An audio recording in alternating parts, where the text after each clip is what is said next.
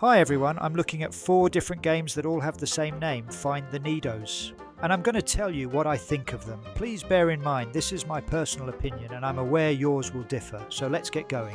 The first one I played was this, by Doc Studios, with 70 Needohs to find. My first reaction, there's too many things on the screen which I hate, but there is a toggle to disable it, so that's a nice touch. Much better, now I can see what I'm doing.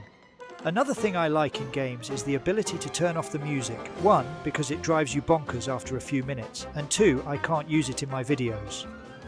The first thing that struck me was how good these, what do you call them, icons, badges, whatever, they look awesome.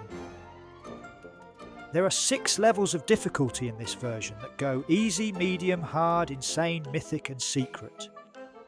A good variety, and the secrets will need a bit of work to find them, but not overly difficult. It has obbies, of course it has. And you know I love an obby. From the easy to the better take my time type. I have to mention I had no idea what a Needoh was or is. I had to look it up. If you don't know, it's basically a squashy cube for, well, squashing. So let's move on to the next game. This one also has a lot of crap on the screen, and as far as I could tell, no way to disable it. It also annoyed me straight away with, do you want to favourite the game?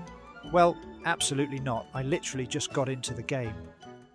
This one is by Slatework Studios and currently has 143 Needohs to find. The difficulty levels are exactly the same as the first game, from easy to secret. And I still have 22 to find, so I'm guessing they are slightly harder than the first game. You can quickly build up a collection of Needohs, with the easy ones scattered around the map. It also has a coin system for purchasing stuff. You will need coins for this badge. There's no obbies as such, at least nothing hard, and that's alright with me. The next one is by the Jurassic Game, and it currently has 140 Needohs. The screen is uncluttered, which is nice. There is an item menu, but for some reason it's so small I could barely read it on a 27-inch screen. Looking through it on mobile must be virtually impossible.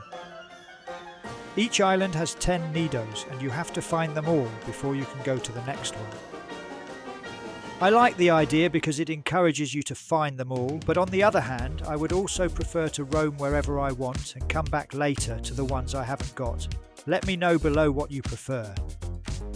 Difficulty levels, well, I can't read them for a start, but honestly, they might as well be all the same because there are no puzzles to solve or tricky obbies. I managed to find all 140 in about 41 minutes. Moving on to the 4th game. This is by Anti-Stress Games and has the least amount of Needohs at the moment, with 50. Another uncluttered screen, good start. It also has a great feature across the top. Your avatar moves up a slider the more Needohs you find. This would be great if you want to race your friends and see who's in front. The difficulty levels go from common up to mythic. Although there's nothing too difficult, the map is fairly big but very empty. Maybe there's a lot of future building to be done. The obbies are okay, even I can do them. Now it's time for an elf rant. There seems to be an ever-growing trend for games to keep begging for Robux. It really gets on my tits. Yeah, I get it, you want some reward for all your hard work, so do I. The difference is, I don't ask every 30 seconds with a pop-up ad in the middle of your screen. And this game made me laugh out loud with the excessive prices. 799 Robux for a radar device. Are you drunk? For starters, there's nothing in the game that's that hard to find. I bet you nobody has bought one of these. So to sum it all up, here's my results. This has 70 Needohs, a cluttered screen, but you can hide it.